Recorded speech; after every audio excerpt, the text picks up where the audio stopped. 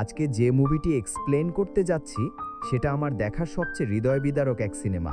মুভিটি দেখার সময় আমার মনে হলো হয়তো কাউকে বিশ্বাস করা কখনো শাস্তির কারণ হয়ে দাঁড়ায়। ভেবে দেখুন, এক হাই স্কুল ছাত্রী যার একমাত্র স্বপ্ন গান গাওয়া, কেবল বিশ্বাসের কারণেই সে ধীরে ধীরে বড়লোক ছেলেমেয়েদের হাতের পুতুলে পরিণত হলো। অথচ সে কখনো কারো ক্ষতি করেনি। সে জন্মেছিল এক দরিদ্র পরিবারে। তার বাবা ছিলেন খুব ভালো মানুষ, তবে হালকা প্রতিবন্ধী, যে তাকে ভীষণ ভালোবাসতেন।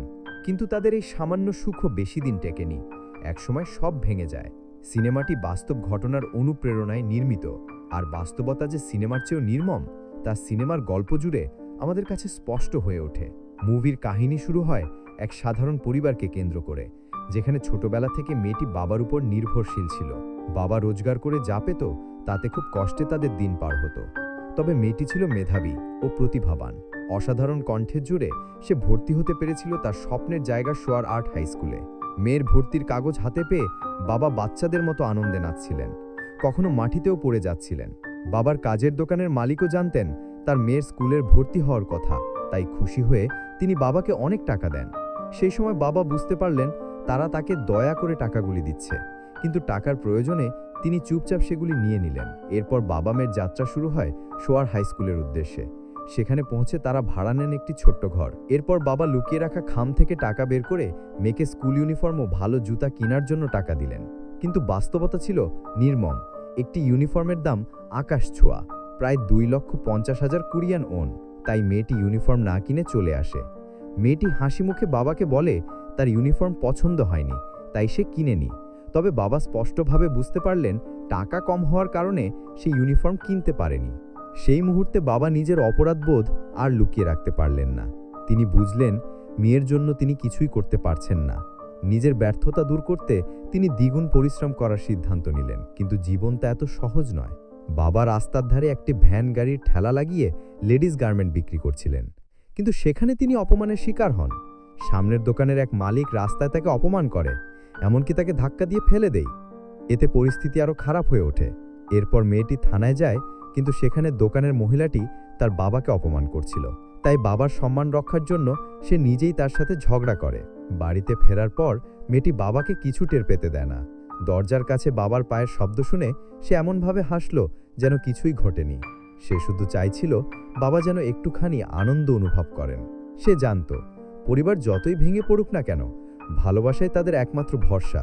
তাই স্কুলের প্রথম দিন সে অনেক আশা নিয়ে গেল, কিন্তু বাস্তবতা ছিল অন্যরকম। ক্লাসে সে চুপচাপ বসে হেডফোনে গান শুনছিল। হঠাৎ কয়েকজন মেয়ে এগিয়ে এসে তার হেডফোন টেনে নামিয়ে দিয়ে বলল সে ভুল জায়গায় বসেছে। তাদের পোশাক আশাক জলাখেরা সবকিছুতেই ভরপুর ছিল অহংকার।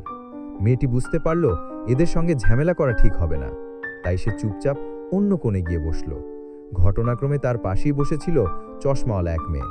ক্লাসেই মেয়েটিকে সবাই দুর্বল বলে মনে করত, তাই তার কোনো ফ্রেন্ড ছিল না। মেয়েটি তার প্রতি দয়া দেখালো, আর সেই দয়া থেকেই দুজনের বন্ধুত্বের শুরু হলো। খুব তাড়াতাড়ি তারা একে অপরের সবচেয়ে ভালো বন্ধু হয়ে ওঠে। কিছুদিন পর স্কুলে আয়োজন হলো নতুন ভয়েস টেস্টের। একে একে মঞ্চে উঠল আত্মবিশ্বাসী ধনী ছাত্রছাত্রীরা, কিন্তু তাদের গান ছিল বেসুরা, নয়তো কেবল নিঃশ্বাসের মতো ফাঁপা। অবশেষে এলো মেয়েটির পালা। সে পিয়ানোর সুরে ধীরে ধীরে গাইতে শুরু করলো। মুহূর্তে পুরো হল ঘর স্তব্ধ হয়ে গেল। তার কণ্ঠ ঝর্ণার মতো নিঃশব্দে ছুঁয়ে গেল সবার হৃদয়। সবাই মুগ্ধ হয়ে জোরে জোরে হাততালি দিচ্ছিল। তার গান শুনে কেউ কেউ মুগ্ধ হলো, কেউ আবার হিংসায় পুড়ল। ধনী ছাত্রছাত্রীরা জানতে পারল মেয়েটি চার্চে গান শিখেছে। তখন তারা তাকে নিয়ে মজা করতে লাগলো। তবে হিংসায় মনে মনে ভাবল, যে মেয়েটি ইউনিফর্মের দামও দিতে পারে না, সে কিভাবে তাদের মতো ধনীকে ছাপিয়ে যায়। তার আশাতে চশমাওয়ালা মেয়েটির জীবন বদলে গেল। যে সবসময় চুপচাপ থাকত, ধীরে ধীরে সেও স্বাভাবিক হয়ে উঠল। তারা একসাথে খুব মজা করত।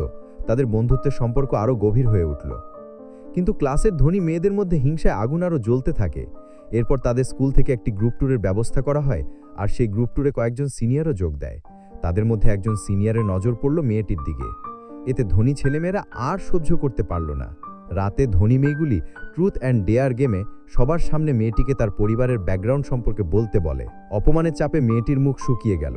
পরিবেশ এতটাই খারাপ হয়ে উঠল যে শেষে না পেরে মেয়েটি শাস্তিস্বরূপ চুপচাপ এক কাপ ওয়াইন খেয়ে নিল। পরের দিন সকালে সূর্যের আলোয় ভিলার পাশের নদীটি ঝিলমিল করছিল। সে সেখানে গুনগুন সুরে হাঁটছিল, কিন্তু সে খেয়াল করেনি যে পেছনে কেউ তাকে ফলো করছে। হঠাৎ করে এক সিনিয়র তার সামনে এসে দাঁড়ালো। মেয়েটি হাসি মুখে তাকে গুড মর্নিং বলল, তবে তার গাল লজ্জায় লাল হয়ে যাচ্ছিল, তার বুক ধড়ফড় করতে লাগলো। সিনিয়রের কাছাকাছি আসা তাকে উত্তেজিত করেছিল, কিন্তু হঠাৎ সিনিয়র তার বাবার পরিচয় বলল। সে অনেক ধনী পরিবারের ছেলে, যা শুনে সঙ্গে সঙ্গে মেয়েটির হাসি মিলিয়ে গেল। যেন ঠান্ডা জল ঢেলে দেওয়া হলো তার আবেগের আগুনে। সে সরে চলে যেতে লাগলো, কিন্তু সিনিয়র পেছন থেকে জড়িয়ে ধরল। এতে মেয়েটি আর কোনো আপত্তি করল না, কারণ সে বুঝে গিয়েছে অজান্তেই সে সিনিয়রের প্রেমে পড়ে গেছে। এরপর সিনিয়র তার হাত ধরে চলে যায়, কিন্তু তারা খেয়াল করেনি কেউ মোবাইল ক্যামেরায় পুরো ঘটনাই রেকর্ড করেছে।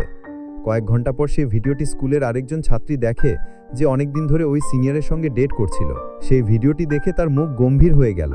রাগে তার বুক জ্বলছিল, কিন্তু মুখে কিছু বলল না। সে মেয়েটির সবচেয়ে কাছের বন্ধু চশমাওয়ালা মেয়েটিকে ছাদে ডেকে নিয়ে গেল। এরপর সেখানে তাকে বারবার চড় মারল, আর শুধু একটাই প্রশ্ন করল, মেয়েটির বাবা কে? ভয়ে কাঁপতে কাঁপতে চশমাওয়ালা মেয়েটি শুধুমাত্র নাম বলল। এরপর ছাদ থেকে তারা নিচে মেয়েটি আর তার বাবাকে দেখতে পেল।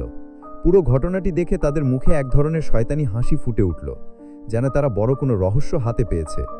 এদিকে চশমাওয়ালা মেয়েটির মুখে রক্ত ঝরছিল, চোখে আতঙ্ক, কিন্তু সে প্রতিরোধ করার সাহস দেখালো না। আর এই ভয় থেকেই তাদের বন্ধুত্ব ভাঙতে শুরু করলো। সেদিন বাড়ি ফেরার পরে মেয়েটি কাপড় গোছাচ্ছিল। এরপর দরজা বন্ধ করতেই সে দেখল একজন পা দিয়ে দরজা আটকে দাঁড়িয়ে আছে। তবে সে আর কেউ নয়, ওই সিনিয়র। তবে আজ তার চোখে মুখে ভদ্রতা নেই, শুধু উপহাস। সে কিছু না বলে মেয়েটির মুখে এক চড় বসিয়ে দিল। তখনই সত্যিটা প্রকাশ পেল, আসলে সিনিয়রটাকে বড়লোক পরিবারের মেয়ে ভেবে প্রেম করেছিল। কিন্তু যখন সে জানতে পারল মেয়েটি সাধারণ পরিবারের, তখন তার সব স্বপ্ন ভেঙে যায়। মেয়েটি কান্নার মাঝে তাকে বোঝানোর চেষ্টা করে সে কখনোই বড়লোক সাজার ভান করেনি, বরং তাকে সত্যিকারের ভালোবেসেছিল। কিন্তু ফলাফল পেল কেবল অপমান আর আঘাত। সিনিয়র সিগারেটের জ্বলন্ত আগ তার গায়ে চেপে ধরল, তারপর এক মুহূর্ত দেরি না করে ঘুরে চলে গেল, পেছনে ফেলে গেল শুধু যন্ত্রণার আঁচড়। তবে তার কাছে সেই আঘাত যেন তুচ্ছ ছিল। মেয়েটি চুপচাপ মাটিতে বসে জানালার দিকে তাকিয়ে রইল, কাউকে কিছু বলল না, পুলিশকেও নয়। কষ্টটা একাই বুকের ভেতর সহ্য করে গেল।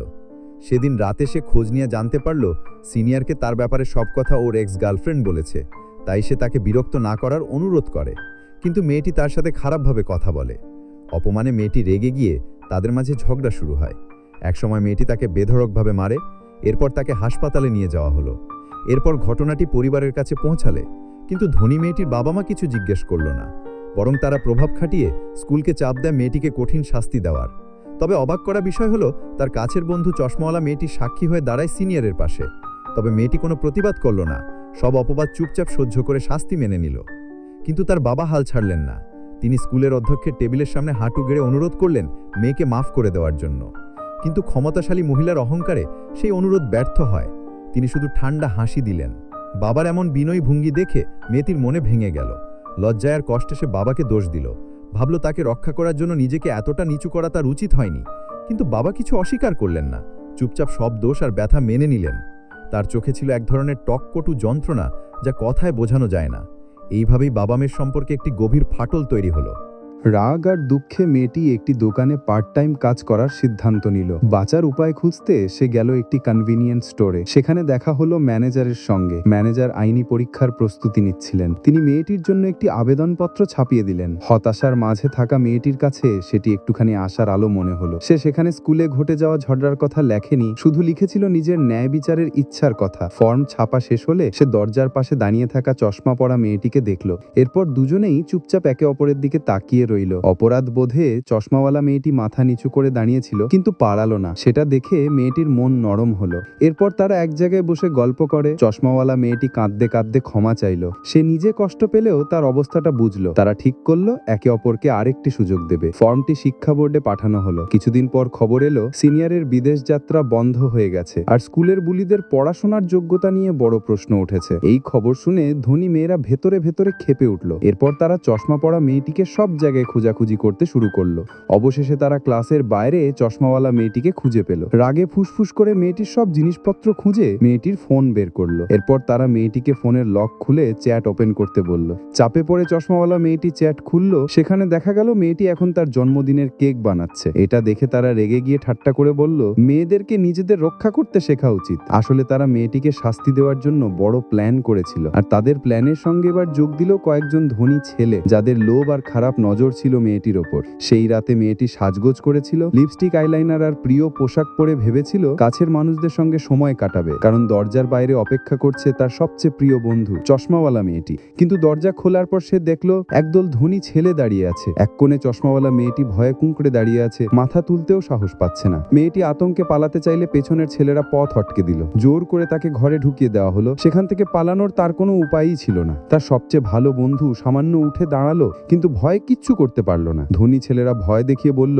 চশমাওয়ালা মেয়েটি কিছুই দেখেনি, সে কিছুই জানে না। সেই সময় দূরে ব্যবসার কাজে ব্যস্ত থাকা বাবার মুখে ছিল আনন্দের হাসি। তিনি বারবার তার মেয়েকে ফোন করছিলেন, কিন্তু তিনি জানতেন না তার প্রিয় মেয়ে তখন জীবনের গভীর অন্ধকারে ডুবে যাচ্ছে। ঠিক তখনই মেয়েটি চিৎকার করে উঠল। তার গলা ফেটে যাচ্ছিল, কিন্তু সে জানতো যতই চিৎকার করুক কেউ তাকে বাঁচাতে আসবে না। ঘরটা যেন একেবারে কারাগারে পরিণত হলো। এক রাতে তার পুরো পৃথিবী ভেঙে গেল। পরদিন চশমাওয়ালা মেয়েটি বাড়ি ফিরল। তার শরীর কাঁপছিল, পা দুর্বল, সোজা হাঁটতেও পারছিল না। হঠাৎ এক পুলিশ গাড়ি পাশ দিয়ে চলে গেল। বুক ধক করে উঠল, কিন্তু কাছে যাওয়ার সাহস পেল না, বরং ভয়ে লুকিয়ে গেল। পুলিশের কাছেও সে আর ভরসা খুঁজে পেল না। এরপর থেকে মেয়েটি বদলে গেল। অন্ধকারে বসে থাকতো, চোখে কোনো আলো নেই, ঠোঁটে অদ্ভুত শূন্য হাসি। এরপর সিনিয়র মেয়েটি মোবাইল বের করে আগের রাতের ভিডিও চালালো। তারপর ঠান্ডা গলায় বলল, আবেদনপত্রটা সরিয়ে ফেলো, না হলে ভিডিওটা সবাইকে দেখাবো। মেয়েটি তার দিকে তাকিয়ে রইল। কোনো কান্না নেই, কোনো চিৎকার নেই, শুধু নীরবতা। কিন্তু বাবার মুখ মনে হতেই সে ভেতরে ভেঙে পড়ল।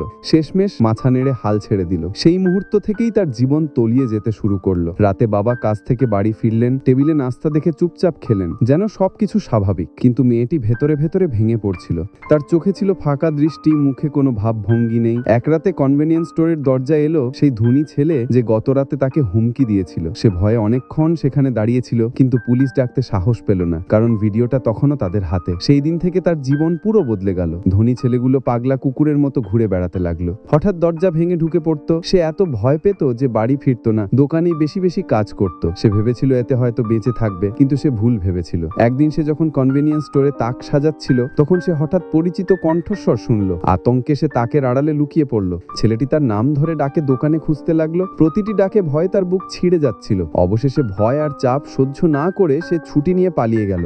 এরপর আর কাজে গেল না, ভাড়া করা ঘরে নিজেকে আটকে রাখলো। কিন্তু ছেলেগুলো শিয়ালের মতো ছিল। তারা জানালা ভাঙতো, দরজায় লাথি মারতো, আর সে ভেতরে ভয়ে কাঁপতে থাকতো। একদিন তারা মেয়েটিকে জোর করে টেনে নিয়ে গেল কেটিলি রুমে। আলো আর শব্দে ভরা সেই ঘরে মেয়েটি পুরো ভেঙে পড়ল। সেই অসহায় মেয়েটিকে স্কুলের বুলিরা 1,50,000 ইউয়ানে বিক্রি করে দিল। এটা শুধু বুলিং নয়, মানবতার অপমানও। হাসি খুশি থাকা মেয়েটিকে ধনী ছেলেমেয়েরা অন্ধকারে ঠেলে দিল। কেটিভির আলো আর হাসির শব্দের ভিড়ে কোনায় বসে থাকা মেয়েটি কাঁপছিল। সেই সময় তারই সমবয়সী অন্য মেয়েরা শয়তানের মতো হাসছিল। সেখান থেকে পালানোর পথ নেই, আর প্রতিরোধ করার শক্তিও তার নেই। সে সেখান থেকে চলে যেতে চাইল, কিন্তু তারা মজা করার জন্য ভিডিও চালালো। তার কষ্টই যেন তাদের বিনোদন। সে বাবাকে ফোন করতে গিয়েও থেমে গেল। ভয় পেল ভিডিওটা তাদের হাতে। তাই একা করিডোরে ঠান্ডা মেঝেতে সে বসে রইল। মনে হচ্ছিল তার ভেতরটা পুড়ে ছাই হয়ে গেছে। তার চোখ শূন্য, প্রাণহীন, যেন তার শরীর থেকে আত্মাটাই কেউ কেড়ে নিয়েছে। বাবার কাছে সে এখনো কেবল মেয়ে, কিন্তু বাস্তবে এখন সে একদল ধনী ছেলের খেলনা। বাবা তখনও ব্যবসায় ব্যস্ত, সফলে খুশি, জানেনই না তার মেয়েকে অন্যরা মাটির সঙ্গে মিশিয়ে দিচ্ছে।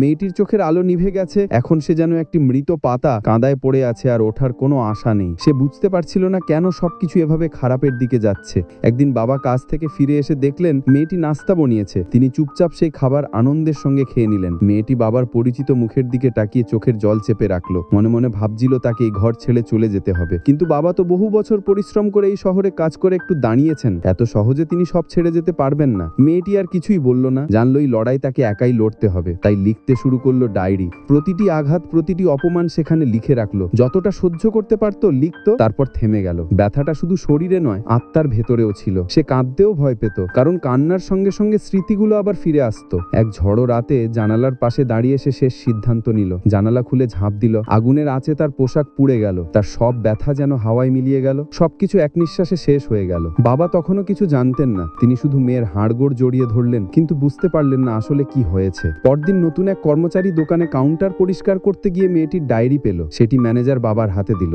বাবা পাতা উল্টাতে লাগলেন। প্রতিটি লাইন যেন আগুনের মতো জ্বালিয়ে দিচ্ছিল তাকে। সেখানে লেখা ছিল কিভাবে তার মেয়েকে অপমান করা হয়েছে, কষ্ট দেওয়া হয়েছে, ধনী ছেলেমেয়েরা কিভাবে তাকে খেলনার মতো ব্যবহার করেছে। বাবার হাত কাঁপতে লাগলো। মনে হচ্ছিল ভেতরের স্নায়ু ভেঙে যাচ্ছে। মেয়ের হাসি ধীরে ধীরে তার স্মৃতি থেকে মুছে যাচ্ছিল। ডায়েরি হাতে নিয়ে বাবা স্কুলে গেলেন, থানায় গেলেন। ভেবেছিলেন এবার ন্যায় মিলবে, কিন্তু কেউ বিশ্বাস করলো না। স্কুল তাকে পাগল বলল, পুলিশ বলল ডায়েরি কোনো প্রমাণ নয়। তবু সত্য তো সেখানে লেখা ছিল, কিন্তু শুধু কাগজ নয়, তার চেয়েও শক্ত কিছু প্রমাণের দরকার ছিল মেয়েটির ন্যায় ফেরাতে। অবশেষে ভুক্তভোগী ওই চশমা পরা মেয়েটি নিজে এগিয়ে এলো, দীর্ঘ নীরবতার পর সাহস সঞ্চয় করে বাবার সামনে দাঁড়ালো। এতদিন যা বলতে পারেনি সব খুলে বলল। তার প্রতিটি কথা বাবার হৃদয়ে ছুরির মতো বিঁধছিল। পরের দিন বাবা চার্চে গেলেন। ফাঁকা চার্চে তিনি একাই বসে বুকের মধ্যে চেপে থাকা অসংখ্য ব্যথা নিয়ে কাঁদতে লাগলেন। এদিকে স্কুলের ধনী মেয়েরা আবার চশমা পরা মেয়েটিকে ছাদে ডেকে আনলো, কিন্তু এবার মেয়েটি আর ভয় পেয়ে নয়, বরং তাদের চোখের দিকে তাকিয়ে প্রথমবারের মতো তাদের নাম ধরে বলল, এটাই তোমাদের শেষ সুযোগ। কিন্তু অপরপক্ষ এতে পাত্তা দিল না। তারা আগের মতোই কটুবাক্য, হুমকি আর তিরস্কার চলল। তাদের মুখে কোনো রকম অনুশোচনা ছিল না, তার বদলে ছিল গর্বের হাসি। ঠিক তখনই ছুটে এলেন বাবা। তার হাতের বোতলে থাকা অ্যাসিড তাদের শরীরে ছড়িয়ে দিলেন। মুহূর্তেই তাদের চামড়া ঝলসে গেল, মাংস বেরিয়ে এলো আর তাদের চিৎকার চারপাশ কেঁপে উঠল। কিন্তু বাবা একটিও কথা বললেন না, শুধু নীরবে চলে গেলেন। তার ন্যায় বিচার ছিল আলাদা রকম। তাদের যন্ত্রণার আগুনেই যেন মেয়ের প্রতিশোধ পূর্ণ হলো। সেই তিনজন কষ্টে ছাদে লুটিয়ে পড়ল। একপাশে দাঁড়িয়ে থাকা চশমাওয়ালা মেয়েটি কাঁপছিল। তার চোখে আতঙ্ক ছিল, কিন্তু মনে ছিল একটাই শান্তি, এরা এদের প্রাপ্য শাস্তি পাচ্ছে। কিন্তু গল্প এখানেই শেষ নয়। বাবা এবার সিনিয়রকে খুঁজে বের করলেন, টেনে নিয়ে গেলেন সেই ছোট ঘরে যেখানে ষড়যন্ত্র আর নির্যাতনের পরিকল্পনা হতো। সিনিয়র ভয়ে কাকুতি মিনতি করলো, কিন্তু বাবা কোনো কথা শুনল না। তিনি আবার তার মুখে টেপ আটকে দিলেন। তারপর একে একে বাকিদেরও ধরে আনা হলো। তাদের সবাইকে তিনি মাছের খামারের ভিত্তি হিসেবে সমুদ্রে জ্যান্ত ছিপ দিয়ে ছেড়ে দিলেন। যন্ত্রণায় তারা চিৎকার করছিল, আর বাবা নীরবে সবকিছু দেখছিলেন। 4টি প্রাণের বিনিময় কি একটি মেয়ের জীবনের সমান হতে পারে, নাকি এগুলো কেবল মৃত আত্মার ক্ষুধা মেটানোর এক প্রচেষ্টা? কিন্তু বাবার কাছে ন্যায় বিচারের জন্য আর কোনো পথ খোলা ছিল না। সব শেষ হলে বাবা হ্রদের ধারে ফিরে গেলেন, অনেকক্ষণ নীরবে দাঁড়িয়ে রইলেন। এটা কোনো বিজয় নয়, কোনো শান্তিও নয়, বরং বিলম্বিত এক শেষকৃত্য। এই কাহিনী শুধু এক মেয়ের ঘটনা নয়, বরং এটা পুরো সমাজের নগ্ন চেহারা, যেখানে টাকা সবকিছু ঢেকে দেয় আর মানুষ অন্যায় দেখেও কিছু বলে না। তাহলে আজকে এখানেই বিদায় নিচ্ছি। দেখা হবে পরের নতুন মুভি এক্সপ্লেন ভিডিওতে। আজকের মুভি এক্সপ্লেন কেমন লাগলো কমেন্ট করে জানাবেন। এতক্ষণ আমাদের সঙ্গে থাকার জন্য ধন্যবাদ।